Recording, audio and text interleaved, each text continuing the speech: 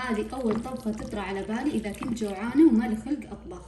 سهلة وسريعة وبنفس الوقت طعمها خيالي. إذا تبغون شي سريع لا تفوتكم هذه الوصفة.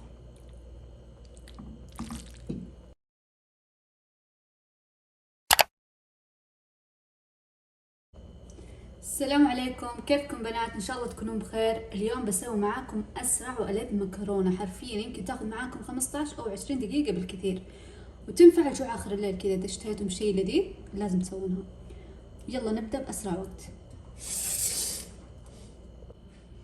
طيب أول شي راح أسلق المكرونة، ممكن تستخدمون أي شكل تحبونه.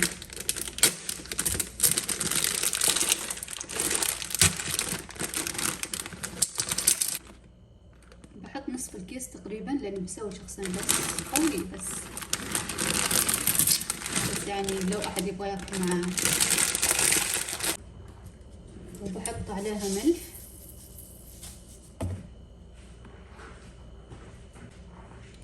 وموية حارة. ما أفضل إني أحط معاها زيت لأني أحس الزيت ما يخلي الصوص يمسك فيها، فما تكون مرة ملغمة بالصوص. أحب أسلقها بموية ملح بس.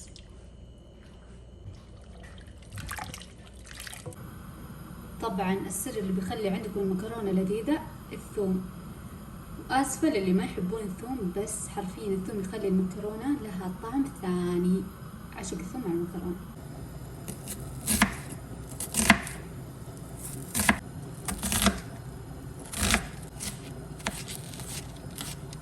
المكرونة كذا خلاص صارت جاهزة، أخذت مني 10 دقايق. قبل ما تصفونها من الموية خذوا مقدار كوب من الموية عشان نحتاجها بعدين. وبس خلونا نصفيها ونرجع. بنزل البصل،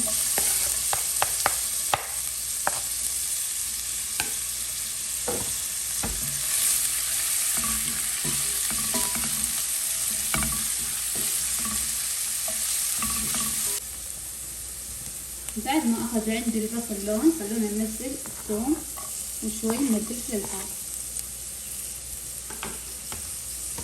نبدأ نقلب.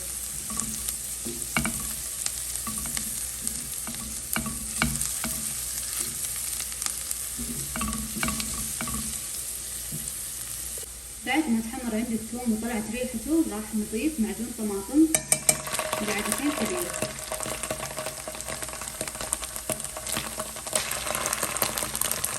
مكعب من مرقة الدجاج. وأهم شي نحمص معجون الطماطم مرة زين.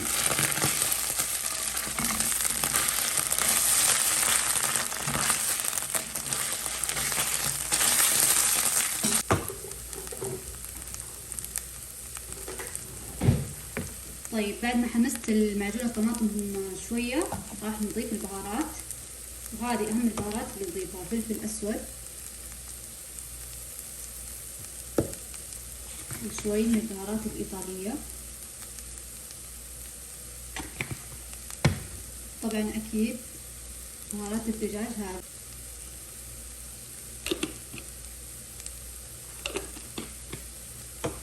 أحب أضيف كمان بقدونس مجفف، اختياري طبعا، بس أنا أحبه لأنه يعطي كذا شكل حلو ونكهة حلوة. نقلب شوي.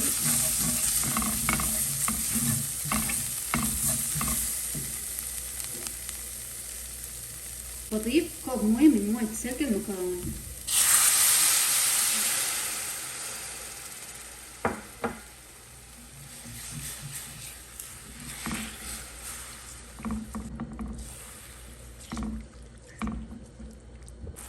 نخليه يتسبك شوي، بعدين نضيف عليه المكرونة.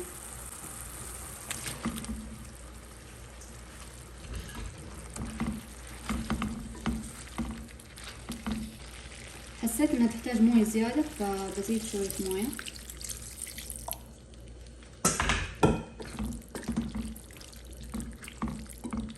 وكذا خلاص خلوها تتسبك على نار هادية. وبكذا خلاص إذا وصلت هذه المرحلة نضيف عليها جبن كريمي.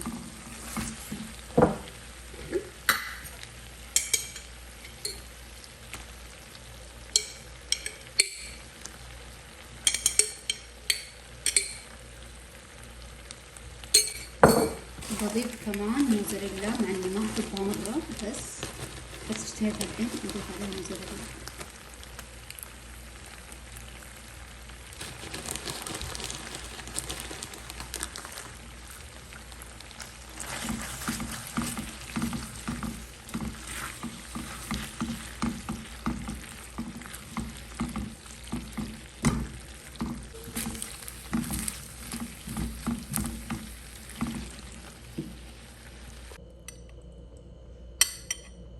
وبس كذا خلص مقطع اليوم. إذا عجبتكم الوصفة يا بنات لا تنسون تكتبوا لي رأيكم بالتعليقات، ولا تنسون تضغطون اللايك وزر الاشتراك.